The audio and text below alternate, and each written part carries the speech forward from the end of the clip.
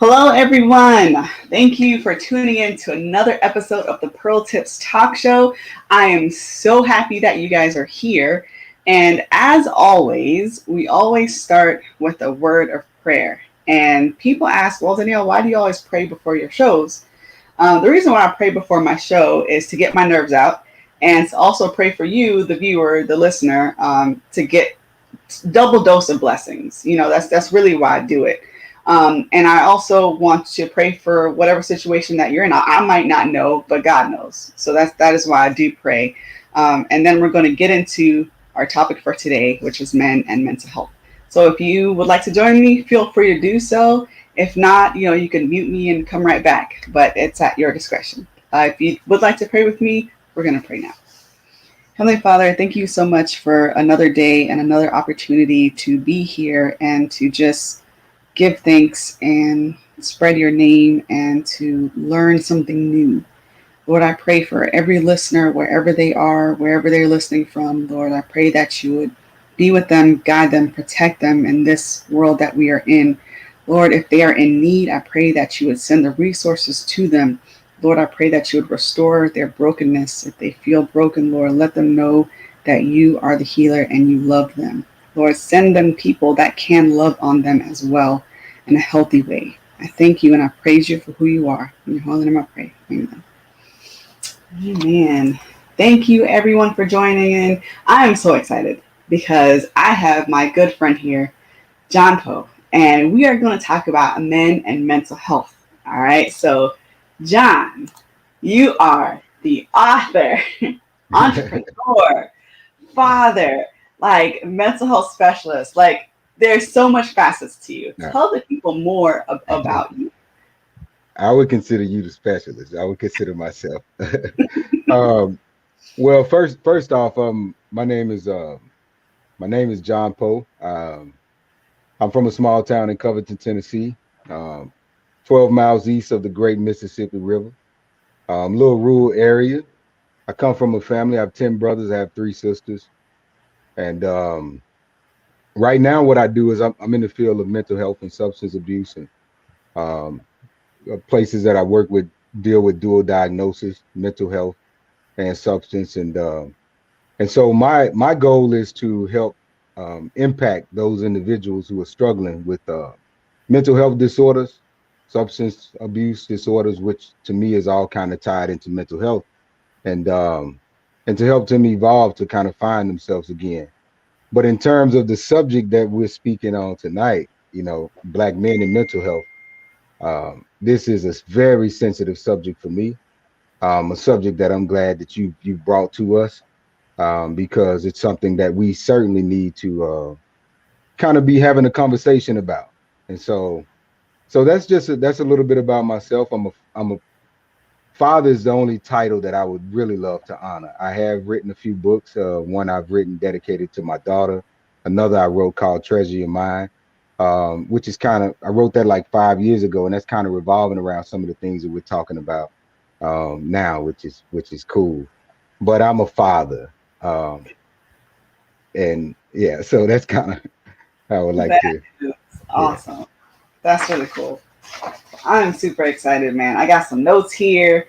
I'm like trying to stay focused, but I'm super excited. But I think before we get it really into it, I think our viewers need to know, especially the females. I need you guys to know that this is not a man bashing show. All right, this is not what we're gonna do here. So if you think that we're gonna come on here and be like, oh, he did this, da, da, da. Oh, No, not he crazy. No, this show is we're going to encourage, inspire, and just educate. That's really what the Pearl Tips Talk Show is all about: inspiring, educating, and encouraging. All right, so let's dive into it. So I'm reading Cicely Tyson book, Just As I Am. I was lucky enough to get it pre-ordered before it got sold out. And there's a quote from her book, and she says, "You don't have to be physically touched to be emotionally robbed." And that like hit me to my core because a lot of times men don't show what is affecting them and their hurts because society tells them that they have to be a certain way, as strong. They have to be a certain do certain things to be called a man.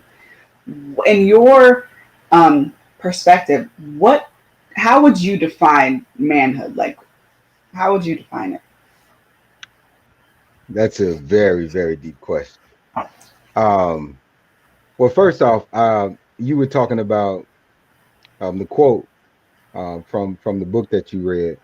I kind of want to talk about emotional stoicism, Mm, which is the ability to endure without expressing feelings or showing the emotion of it. And I think that's something that, as we kind of talked about earlier before the show started, um, that most black men have that. It's it's kind of a quality, but it can be a hindrance at the same time because um, when you're enduring so much and you never have an outlet to express it, sooner or later, it's like pressure building up on a pipe. Sooner or later, that pipe is going to bust, and so that emotional stoicism is something that I experience and something that I know predominantly most black men experience.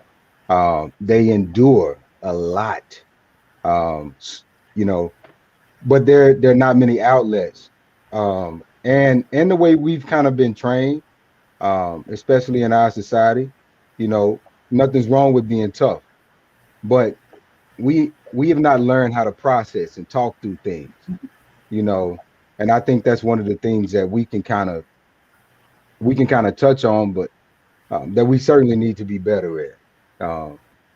If I don't know if that answered what you was asking. no, Um, that's great okay. because, like you said, men suffer in silence, and they don't have a healthy outlet. Is there something that is it on like us as women or us as like peers to kind of help make the uh, make the environment safer for men to be more vulnerable or I think it's sort of kind of you have to you have to do your best to try to understand. It's like being in a relationship. You have to be open to really be sensitive enough to understand the person. And then you also have to have the intellectual capacity to kind of look beneath the veil. mm, Like for instance, with me, I'm a guy bench 500 pounds before. That's a lot of weight, you know, and very strong guy. And when we talked about it, talking about emotional stoicism, the ability to endure without expressing the experience of feelings or emotions. That was me most of my life. You know, mother passed away in the 7th grade, started playing football, right? And when I got into football, the here's the interesting thing about this, Danielle. When I put on the mask for the first time playing football, had the pads on, right? I could be whatever I wanted to be behind that mask, right? But whenever that mask came on, I was a very shy. Whenever the mask came off, I was a very shy kid. So mm, football became a vehicle, and I didn't realize it until beginning to look back wow, because football is also the endurance and the pain, but it also gives you an outlet to release that pain, which is why I think most of us are so talented in sports because we yeah, experience so much life pain or trauma, and we somehow manipulate that pain into athleticism, power, intellectual ability, so forth and so on. But I think women could help. Most women could help men by being feminine enough to being feminine enough to now under. what you talking about? When I say feminine enough, if a man is coming to his woman expressing his emotions or feelings, you know, and I'm not talking about all women, right? But she has to be sensitive enough to understand that he's trying to tell her something deeper. Mm, So she has to really, you know, she has to have a certain level of awareness I towards a think that's man because like I know black men in this country experience a totally different life than the majority of human beings on this planet. I And think so it wasn't until I got married and I saw it for myself firsthand, because I think for me, like growing up with my dad and my two brothers, it affected me, but now it's affecting me differently. Um, it's because like we've had the talk, the the mhm, police, we've had that talk, and on top of it, we were immigrants, so we really had that talk. Like, you don't want to be sent back home, because you got arrested, and all these false things that were put into our minds. And but I'm learning a whole nother side of men and manhood and masculinity, while just having conversations with my husband, and like really like getting to the nitty gritty of it, because the vulnerability is there. And I think mhm, you touched on a really good topic, a really good point. I think if we as women or as partners are more vulnerable and aware, and have a listening ear, that we will be able to kind of catch on that, because I think we expect men to be providers and tough all the time. mhm. And when they show vulnerability, it's like, well, what's wrong with you? Or you not man enough. You did, we get into that category. But I think if we're like a little bit more sensitive to know that we are all human, like we feel emotions. This is Mhm. the beauty about being human and having humanity. And I think if we can show that to each other, I think that we can just do better. Right. I agree. I agree. And when you mention vulnerability again, it's like, you know, whereas I once seen vulnerability as a weakness, to me it is now the greatest strength in my life. Because to me, vulnerability kind of, imagine like you know, a water hose clogged up. Vulnerability is the substance that allows it to release itself. And so to me, that's strength, that's power because it allows things to flow, because it opens you, to a new understanding. But again, you have to really have someone that's either very skilled or very compassionate or very, sensitive enough for you to be vulnerable with that person. Because if not, then that vulnerability can be abused or misused by someone and then kind of turned and flipped against you, So, but to me, vulnerability it's a strength. Um, I see it as a strength, you know. Hmm, that's beautiful, and it really is. It really is a strength, because if we I feel like if we can just be more vulnerable with each other, like so many misunderstandings and so many like Mhm. miscommunication wouldn't occur as often. Right. you know, because like we're so guarded, and it's like rightly so to some degree, but it's like at the same time, if we just create a safe environment for someone to be and develop, and with that, you touch on something too about like seeking like help. Um, do you think men, black men in particular? I mean, I know you can't speak for every black man, but but is there like some unwritten rule that they don't have to go to a therapist, or like they don't feel when it's necessary, or like let's talk about that. Why are men scared of Well, therapists? Speaking as a you know what? I wouldn't even, I wouldn't say they're scared of them. It's like it's kind of crazy because it's like I never really sat down with a counselor until I became one.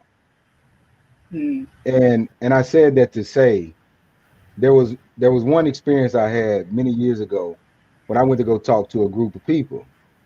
And in talking to the group of people, trying to help them, I realized for the first time in my life, wow, there's some space for me to get a lot of help. And at that moment was the moment that I made a decision that because it's kind of like one of those things where um because a lot of especially a lot of men are reaching out, but a lot of times we don't have the resources or the words to communicate exactly what it is that we're either trying to convey or trying to receive, you know. And it's like I said, I never really sat down with a counselor until I became one. And then after that I began to meet people, amazing people like yourself. You know what I mean? So I think that We're all it's learning. Trust me. right. And I think it's like when you have never had an experience with a therapist or a counselor, and somebody tell you you need to go see a counselor, and you know, your whole entire life, the only people that go see counselors are people who are crazy or people who got problems. So when somebody tell you know what, you might need to go see a counselor or therapist, you're like, you may internalize that in a way where you like, I'm not that sick, I'm not that hurt, I'm not that, and so and the and I think the even more interesting thing is you don't have to be a broken person to go see a therapist or to see Mm, a counselor, you know. But if you do have some deep things that you're struggling with, it would be wise to go see someone with the skills and abilities that can kind of help you facilitate some of these things. And so I think therapy and counseling is an amazing tool. I think it's an amazing thing. Um, and that's why I encourage, many of my friends, many of my brothers, if ever have the opportunity, go sit down and talk to somebody, you know. Um, but the stigma towards it is, even like myself, when I first, I'm like, man, I ain't finna go see no damn therapist. Like, and then you got to think about this too. I've made it through my whole entire life doing well, mm. great father, great parent. I consider myself a great brother, great family member, contributing to society. You know, the hell I need to go see a therapist. But at the same rate, a good therapist is someone that can really help you facilitate, your mental, dealing with your mental, dealing with the spiritual, dealing with the whole person, which is, um, we know mental, mental health, mental means mind, health comes from the root word whole. So we talking about making the mind whole, making the person whole again, you know, and so, Say that so one more that's time. what Repeat that one more time for the people in the back who didn't hear.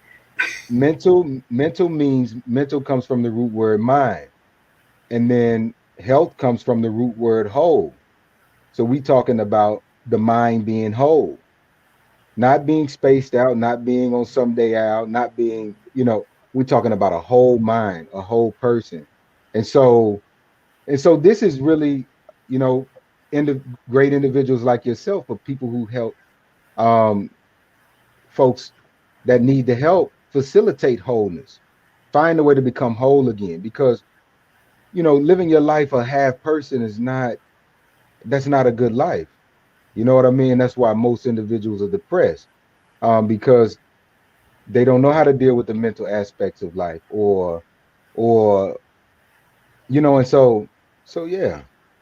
I think like the biggest thing is the stigma. And I always like try to tell my clients, like, when I do practice, I always try to tell them, like, therapy is like, it's just maintenance. It's not that you're crazy. It's not that something's wrong with you.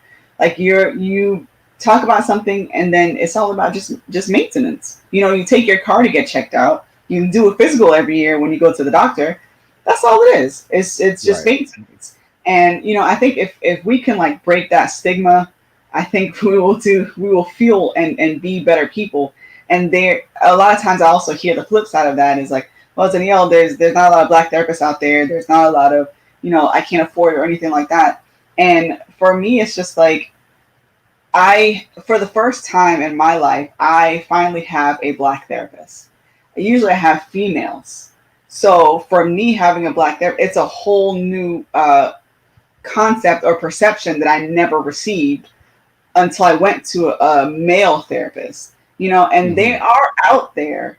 And I truly believe that, you can find, they are out there. There's LCSWs, there's LMHCs, there's social workers, that are out there and they're willing to help. And I think with this pandemic, it opened up so much for everyone, for people in so many different ways, that now people are seeking help more now than ever. And I Hmm. think if we take the time to just stop and listen to what is going on internally, we can be like, okay, something's not right here. Something keeps coming up, instead of just pushing it down. Because I feel like we as a people, as Black people specifically, we have so much trauma, not just from like societal trauma and racial trauma, but we also have this, the slavery, the trauma of being slaves, and that's passed down from generation to generation to generation. And I think about, for the Holocaust, there were so many resources that went to survivors of Holocaust. There were so many programs that went to them as far as like mental healing and all those things, and there wasn't really a push for people of color or Black people, and specifically. So it's just like, I think that we as a people need to take up that mantle and start healing, because when we heal the next generation. And Yes. we hear the same things: generational curse, generational Right. cycles. Well, all right, let's break that. Let's do something to cut that cord, because it's time. Like we are so much like, and I'm so passionate about this, because like, we have so much within us, and if we just take the time to heal, we Yes. can do so many things. Right. It's like And that's when we get to where we're supposed to go, we sabotage it. We right. self-sabotage ourselves because we don't think we're good enough, and that's Right. a lie. Like, we need to break that. I'm sorry, I was on a Right. tangent. No, that's that's good stuff. Thank you. That was beautifully said. And and going back into healing, and going back into healing, it's like, imagine the idea just came to me. Imagine I have a scab. I have a wound, a deep wound, and that thing is forming scab. But I'm so afraid to heal this. I keep peeling the scab off, peeling the scab off, peeling the scab off. It's never going to heal, and you're going to end up doing some deeper damage, and it's going to get irritated and it's going to spread and so forth and so on. That's what most brothers are dealing with, Yeah, and I'm because not gonna sit here and say it's easy. It's not easy, but it's not impossible either. It no, is no, no, no, possible. no, no. But that's the power of healing. That's the power of healing, and that's why it's important, for us to continue to help, especially, you know, e- you know, everybody in general, but in particularly Black men, you know, to understand the power of healing. Because once you begin to really heal, if you need healing, you become a much more powerful being. Because not only when you heal, you also have the potential to heal others, you know. And so that's kind of how I see it, you know. Um, I did kind of want to go into, um, the mind a little bit, if that was okay. Hey Okay. man, like the spirit leads you. Okay. So when you talked about how one of the ways that I feel like we can help is, I have this image behind me, which is something that Dr. Thurman Fleet came up with. I think it was, in the late 1800s. Which there are many different images that are based around this concept. The one behind me, with that image, represents the image of a mind. And then between that mind is a split. So for anyone out there, you and I live the original way we're brought up. We come into this world, and then we have two different worlds. And those two different worlds become conscious and the unconscious. And so the unconscious is the world that we initially come into, Whatever language our parents speak, we speak that language until we learn another language. Whatever food they eat, we eat that food. And then after a while, we start developing our own consciousness. We learn how to talk for ourselves, start making choices and decisions. Now, when that conscious forms, there's an unconscious right beneath it. And those two worlds, you're working now on two different worlds or two different poles. Bi meaning two, polar meaning pole. Now we're talking about two poles, bipolar, North Pole and South Pole. So now we're talking about the North Mind and the South Mind. And you know, like I know, Danielle, or better than I know, these two minds, when these two minds are in sync, the body is whole, which now we go back to mental health. Mental meaning mind, health meaning whole. So now once these two are in sync, the North Mind and the South Mind, the conscious mind and the unconscious mind, which is the part that controls your behavior. When you can get these two in sync, you're not manic, you're not crazy, you're not flipping out because you're making the mind whole. The conscious and the unconscious are now lining up, and now they're in sync with the body. So now intelligence can flow through you, healing can flow through you, all these other things can, Yeah, you know what I mean? And so, it's so for any of the brothers out there who are thinking something's wrong with you, nothing's wrong with you.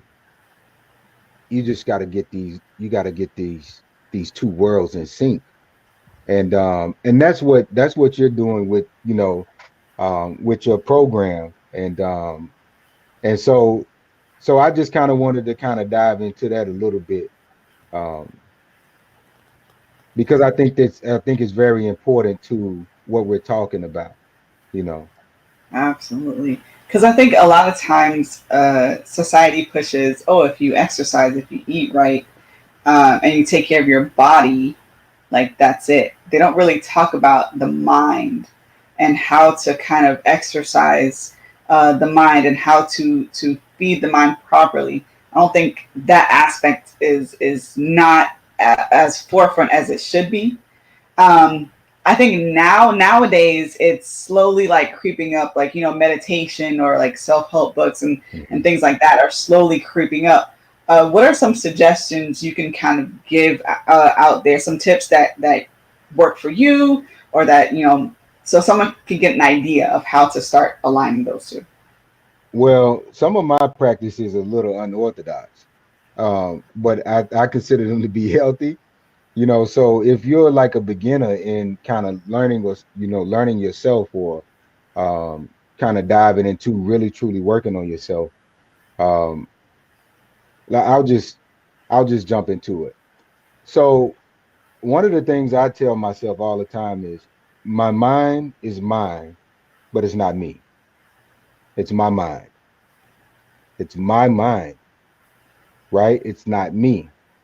So that kind of helps me separate me from my mind, which could kind of be considered like this, you see where I'm going with that. There you go. So, but the power in that is you can see that your pain is also yours, but you're not your pain. Mm, Your trauma is yours. You're not your trauma. So there's a difference in between you and there's a difference in between this. And so once you can kind of see that, once you can kind of conceive that, you can do something with that. Because it's like when you're a picture and you got the picture in the frame and you're in the frame, you can't, it's very challenging to kind of to work on yourself. But if you can get outside the frame, which is why we need great therapists like yourself, if you can kind of help get somebody to help you see outside the frame, then you can begin doing that kind of work. But if you're going to be trying to start and work on yourself, um, you know, that kind of affirmation with yourself is where I began at, and that's something that I practice every day. My mind is my mind is mine, but it's not me. This is my body, but it's not me. You know, little things like that. Because, like I said, this is my body. You don't say this is me. You say this is my body, right? Because you're gonna lay this body down one day. It's yours, you know. And so, but if you think you're just your body, and somebody comes up and does something to that body, then you take that life away. Now you're gonna be forced to be in a place to where you're gonna see you're not just your body. Mm. You get what I'm saying?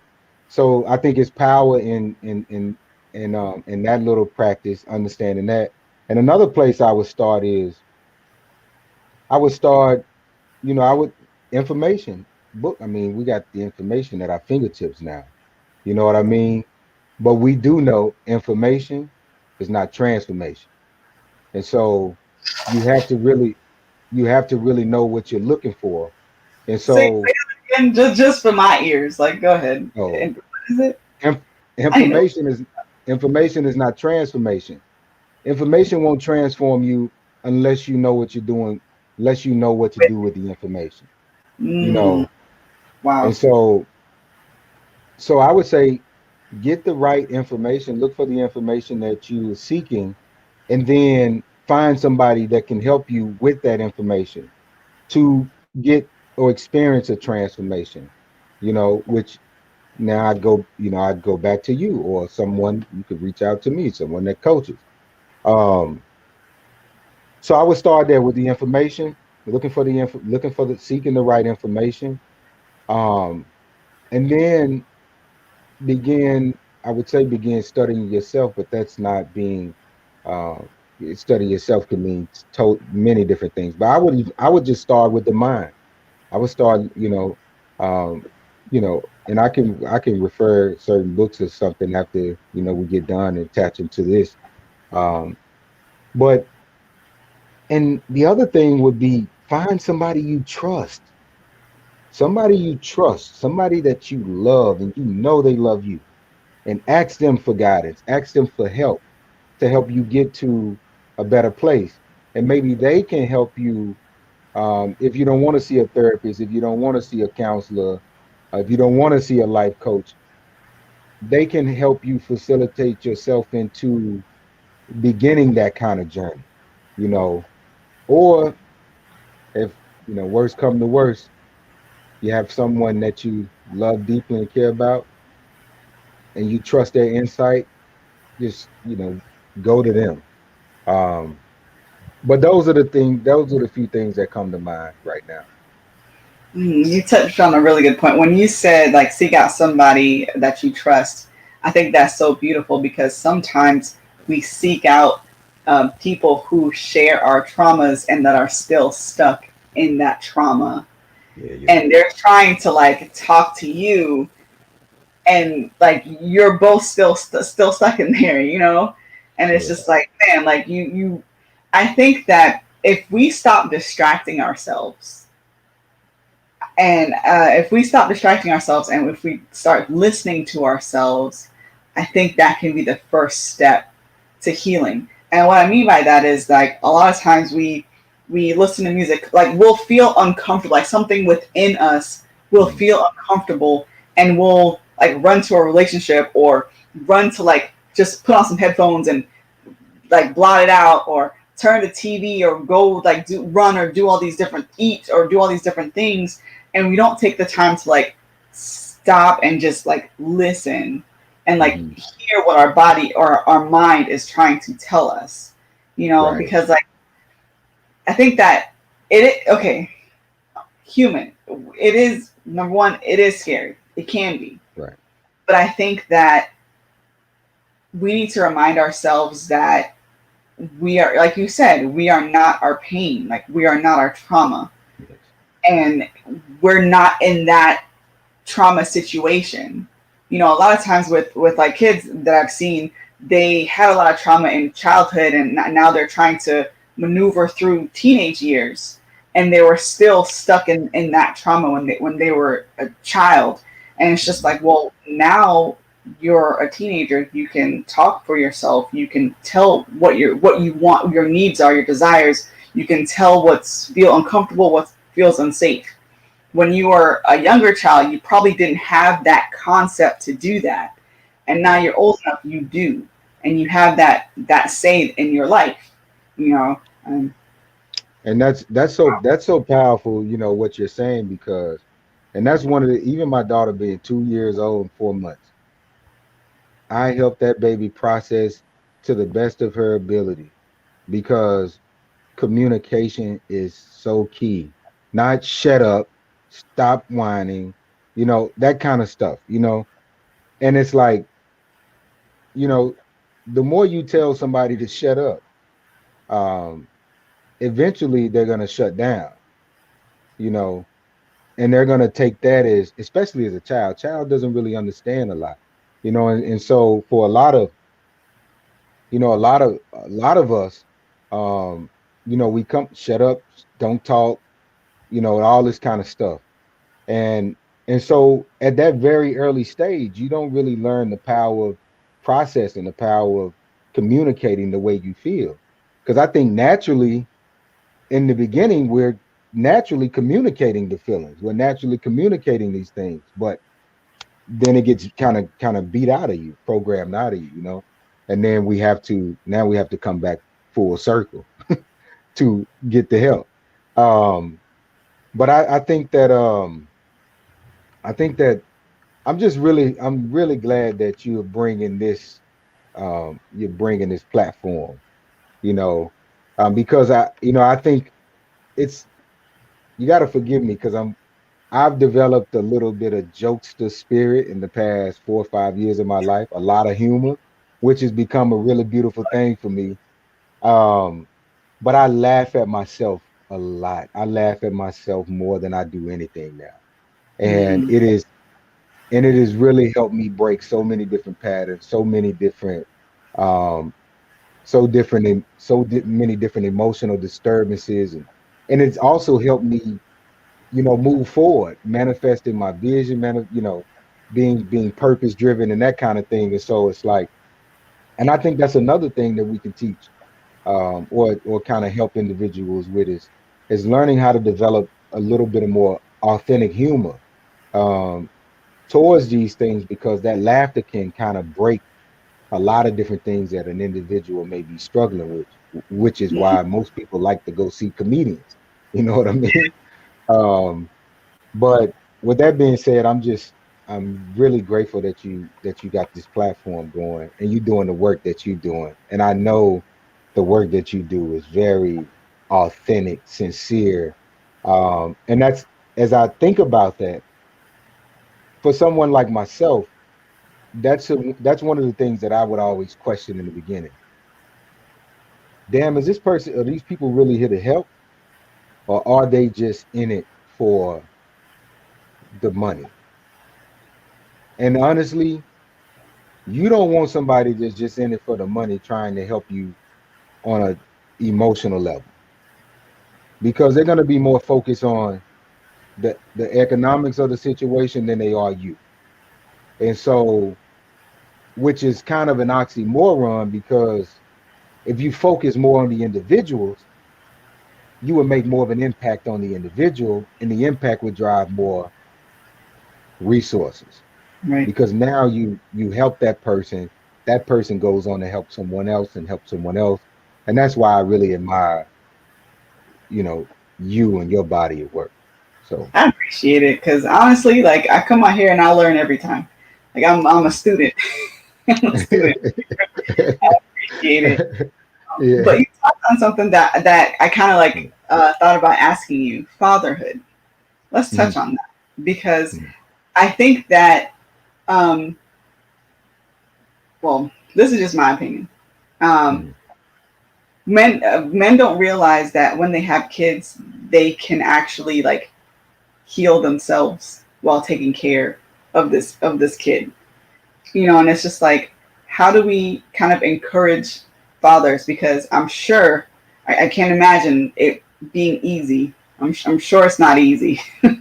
So how can you Ye- kind of encourage fathers to kind of help them, I don't say peacefully, but help them like go get through or like just be there? Like, what are some things that you've learned to kind of give them tips to help them? Because like you're thinking you're a provider, protector, your father, and it's just like, and you have to nurture, emotionally nurture this child Mhm. when you don't have it yourself. Like how? Well, I think one of the most important thing is you have to have values. You have to have values because and I think I'm a part of a group. It's called Men of Integrity. It's a group of brothers out of Arkansas, and I mean, the things that you're talking about now, are things that do with supporting each other. And these are these are real. There I go. These are real men. You know what I mean? But these are good brothers. These are fathers. These are community leaders, um, revolutionaries in their own right. Um, and I would say start with the values because if you don't have any values established, then I mean I got to question what are you really doing? How do you even really know what to do with life? Because once you establish values, then you have something to gauge, you know. And so, for instance, one of my values is regardless of how I feel, regardless of what's going on in my life, when my daughter is with me, I will value every second. I will, whatever I don't feel like doing, I do it. And I dedicate that to her because she deserves that. So I flip whatever energy that I may be experiencing or going through, and I flip it for a positive. But that's one of my values is to flip all negative energy into positive, you know. And but again, Danielle, when you don't have any values to live by, you seem a lot of times you psychologically trick yourself into becoming a worthless person. And it's Yeah. not that you're not worthless, it's just that you haven't established any values. So you allow yourself to be trampled on. You allow yourself to drive your own self into a ditch, thinking that your life is not worthy, that you're not worth it, based on situations or circumstances or choices. But you got to establish something. Mm-hmm. And so I would say, value values, and then um, integrity. You have to. That's a value. Integrity, responsibility. Um, what kind of leader are you? Because you're leading, regardless if you think you're leading or not, you're leading your own life. So you're naturally a leader. But whether you are a bad leader or a good leader, you have to have the values to establish that. What kind of leader do I really want to be? What is, you know, do I have a value system for my emotional life? Where am I emotionally? What's this? You see what I'm saying? So it's like, and you, and it may seem complex in the beginning, but it's not. But once you get these things out of your head and get them in front of you, then you can kind of, you can have a starting line to begin with, you know, your emotional life, physical life, spiritual life, mental life. And then you go from there. What are my values for my emotional life? What are my values for my mental life? What are my values for my spiritual life? Will I, College you right know, now, you like know what blown I away. mean? So it's like what your values will determine what you allow to accept. You Mm. know, So your you know, values would like build your boundaries. they So set they yeah, mm, they naturally help you build your boundaries because if you have someone that's treating you unjust, someone that's abusing you, and you've never established any values, and no one has ever helped you establish values for yourself, you think that's the way that you're supposed to be treated, and the person ends up killing you. mm, And you lose your life, or even if the person doesn't kill you, emotionally, you're you stuck. end up becoming such a damaged person because you were fighting for something that you never even established. You didn't even establish the value of it. And so in that process, you ended up being abused, and you also abused yourself because whenever you whenever you don't have clarity for what it is that you're doing, then you're opening yourself up for indecision and abuse. So that's really the power of values. And I it makes me so joyful when I think about it because we naturally have some internal values, but along the way those values get lost because they're never really established. They're never Mm, reestablished, you know, and so that's why it's so important to have support, a support team, or a great clinician or someone that's, like yourself, that's really into really helping one establish those principles and boundaries, which are really all based around the value system, and so that's like you men and women miss selling their bodies. right. What's that? What are the values? On the You- devil's advocate, on the flip side of that, it's eh, like, people would say like their self-esteem, that's how they find their self-worth or their self-esteem.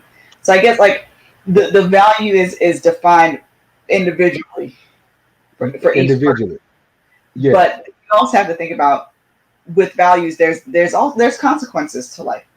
There's good and bad consequences. And it's just like, what kind of consequences do you want? And I think to kind of help yourself know if you're on the right track, ask yourself and pay attention to, okay, what consequences am I getting? Am I getting good consequences, or am I getting negative consequences from this value or this mindset that I'm receiving? So that's just a thought. And I Just a like thought. what you just said, Danielle, because what you just said really symbolizes how you open up to see different avenues and perspectives. Because most people only see things one way from a very linear view. And it's like, if you think, if you're walking on the street and you think this is the only way to go, and you don't know that you can go left or right, and all you've seen someone else selling themselves, and then because of the habits and the experience that you've had with this person, you think that's the only way to go.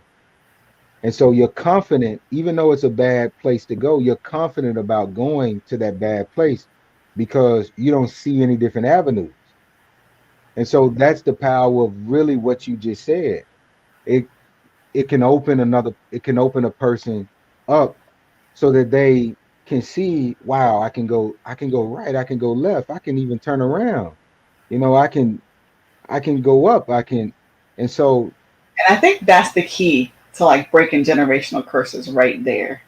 I think that's it. That's like, if I saw my brother go to jail, my father go to jail, uncles and all these persons, like that's their track, that they go to jail. You know, I don't have to be another statistic, or I don't have to live within the trauma of what happened to me or in my life. I think that you brought up a really good point, that to just like look around your surroundings, and you don't have to necessarily follow the same path as someone else leading down a negative path if you're seeing negative consequences. right, right. And that goes back to, you know, how do you escape from a prison if you don't know you're inside one? You know, You it's dropping these knowledge on me, but man. but it's almost impossible unless someone walks up to you one day and say, you know what, I can help you. And you're like, help me? Like, I don't need help. Like, what are you talking about? And the guy's like, you're in prison. I'm like, I'm not in prison, metaphorically speaking, but it's like most people are trapped in a world they have no idea that they're trapped in. But eventually, as life begins to take a toll, and then it starts weighing on them, and then it becomes almost, you know, the weight becomes so heavy that you begin internalizing it, and then you still don't even seek the help. because of the what did we talk about earlier? The emotional stoicism, the ability to endure all of the hardships of life without experiencing or expressing feelings or emotions with what you're dealing with. And that kind of, brings it back full circle to what we initially started at. And that's why most men don't really have those outlets. Most black men don't have those outlets, you know. Um, and the ones that eventually find this sacredness, I choose to call it sacredness, the ability to express, the ability to talk about how they feel. That's not a weak thing. That's a very powerful thing, because now you're communicating something that you're thinking. And mental comes from mind comes from the root word think. So now you're talking about thinking, health comes from whole. So now you're talking about thinking whole. So once you can get this out of your head and get it before your eyes, now you can see what you're saying. You see, versus internalizing all of these things and it just being inside and weighing on you because, and then it becomes a self-inflicted and prison, Yeah, and I don't think of we pain. realize it because statistics says men die sooner than women, and if you just keep like pushing down these issues, it can manifest into some serious health problems that we don't even realize until it's too late, or you're on so many medications to function better as far as like health wise. It could be stroke, high blood pressure, diabetes, like all these different things.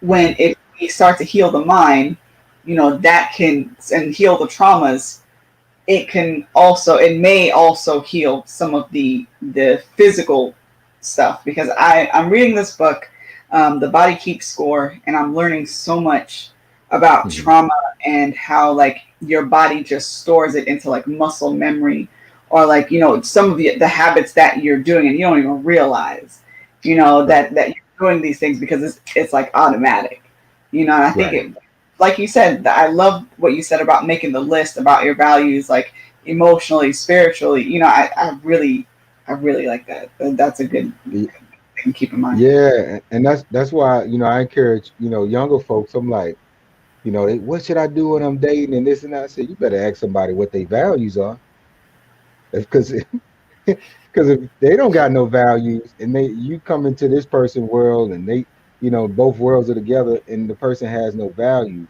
then you have to kind of run the cycle of trying to reestablish the values if the individual is open enough and the relationship's not damaged enough, et cetera, et cetera. But the point is, these values are so important because they make you a more valuable person.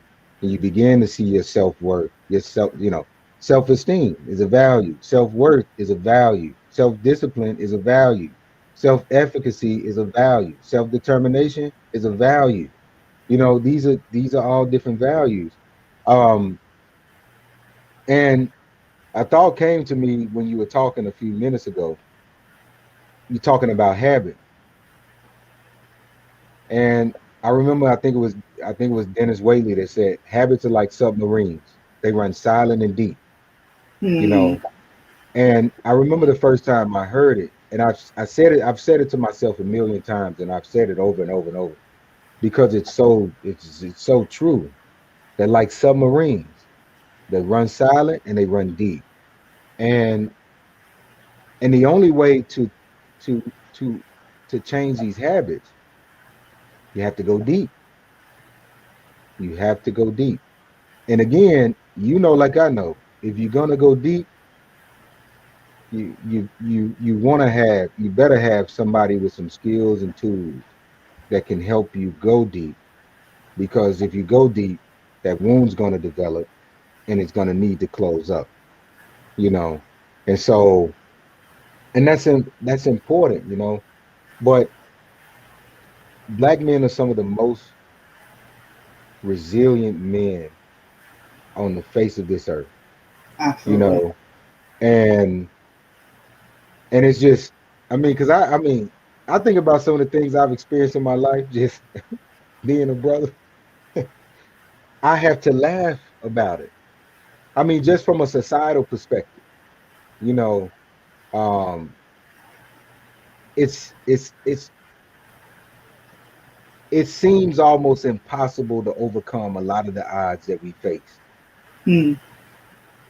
And we still have, with all the psychological trauma from 400 or 500 years, still have the ability to overcome and to be sincere, you know, to our women, and and just and to be men of integrity, and so I wanted to say that because you know a lot of what I've been saying, I haven't really given the credit to those men that, despite the circumstances in the situation, they still, like a flower, blossom. Even with Right. the pain, they still become something beautiful, you know. And I think that's one of the things that I'm grateful for. When I see a brother working sun up to sundown to provide for his family, himself, his children, and not have absolutely one complaint. But and I know he's experiencing something on a totally deeper level. And again, that's why it's so important to help the queens, the women, becomes, and us all totally, to become more skilled in the conversation, to become more skilled in their own emotional lives, so that when something's coming from an emotional place, they can have the understanding to transmute the energy into something more constructive, and Hmm. to help foster his growth, and to help, you know, and so it's a combination of things, but I think that just the intention towards him, You touched on you know. something that it made me like think, and this is like a real Western ideal. Being an individual is a very westernized concept, because if we go back to our roots, and if we go back to the cultures of Africa, and the cultures that stem from of African descent, it's all about unity and community and very tribal, and it's just like, and we take care of each other. And I think that we need to go back to that ideal, because I think once we start taking care of each other and caring about each other more, we will facilitate and create a safer environment to where men in general feel that they can be more vulnerable and open, vulnerable and feel strong at the same time, and not feel that they are weak for doing so. Right. and Yeah. and again, as you talk about vulnerability, I have to say, vulnerability has become my greatest strength. And vulnerability to me is the ability to tell the truth, the ability to process, to talk about how you feel, the ability to reach out, to get the help that you need, um, and all those different things. Because you think about it, it's like, imagine having a great coach that knows, but but it's like, imagine having a great coach, and you're making mistakes, you're hurting yourself, you're breaking bone, you're damaging yourself, but you never develop the courage to go to the coach and say, "Coach, man, I need help, man." And you never do that, but you end up breaking and damaging yourself in the process, because you're too afraid. You don't have the courage to go to the coach and tell the coach, "Coach, I need help. Help me develop this skill." It's sort of like, being a former football player, and middle linebacker in particular. You know, when I first got to the University of Tennessee, D, then yeah, Right. I was okay. Anyway, here I was for the first time, flew from junior college. They flew me from junior college to Atlanta, Georgia, where we were playing on national TV in front of millions of people. I had never played on national TV. Okay, so here I went from junior college straight to Division 1, which is considered top. I mean, the elitist of the elitists. And it was my first practice with the team. I'd never practiced with the team before. In fact, I was the only guy on the team that was not with that team the entire year. But I graduated early from junior college, so they allowed me to participate. And so Danielle, I got all of my equipment. I'm super excited. I get on the practice field doing pregame right before kickoff. You talking 90,000 people in the arena. Danielle, I'm trying to do the drills that the other linebackers are doing. I've never did these drills before. They were doing some different movement that I never did. You know what happened? I failed. I'm Mm. backpedaling, trying to twist my hips, and I failed Oh. in front of in front of 80,000.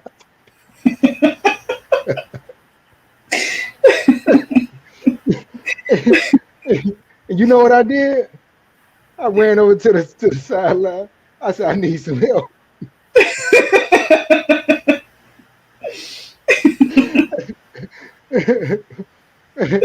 but I Oh, man. but I wanted to be a better player. I wanted to be a better player. I wanted to be a better teammate, better man in the community, better for my family, better for this system that I'm in. So forth and so on. So it's like you got to have that kind of level of vulnerability to seek out the help that you really need. Because if not, you're gonna trip in front of 80,000 people, and it ain't Man. gonna be. So I said that to say, because again, I like to dispel the energy behind a lot of these different practices or concepts that we have in terms of like dealing with these things, because you know that's what I have to do for me. That's what works for me. And a lot of times it's, if you can really get to the root of understanding the words and the power of what they really mean, you can get to the origin or the root of most of the causes that you're struggling with or suffering with. And so that's why I'm grateful for this platform. Great coaches. You touched on a really good point. Definitely seeking that help, and saying that you need help to be better. I think that we're so concerned about the destination, we forget about the journey, and the learning is in the journey. It's not in the destination. And I think that we Mm. keep that in mind. Yeah, I, you might. Can you say that again? that just came to my head. Um, That the was beautiful. the learning is So in the true. journey. It's not in the destination. Learning is Because in the journey. It's we're not in the such destination. yeah, we're such in a rush to get to finish line, to get to somewhere, that we don't take the time to learn and learn ourselves, more Yes. importantly. But John, man, you've been dropping some knowledge on me. I just want to say thank you so much for coming on the show and for talking about this. And I hope you don't mind. We went overtime. Um, but I, I hope. Sorry, y'all viewers, you got a good thing here. I thank you so much for joining us. The next show, we're going to have a bonus episode tomorrow, Friday, February 12th. My husband and I are going to be on the show at 9 p.m. Eastern Standard Time. We're going to be talking about how to support a spouse with bipolar disorder. I am diagnosed with bipolar disorder since 2014, and we're going to talk about how to support your spouse and how to build communication. So tune in for that. It's going to be right on YouTube, and you'll be seeing flyers going out very shortly. So thank you so much for all of you who tuned in. I appreciate it. I'm seeing all your comments. Thank you so much. Feel free to go back and look at it. And don't worry, you can always rewatch it. So thank you so much, everyone. Have a great night. And remember, you are worth way more than pearls. Take care, everyone.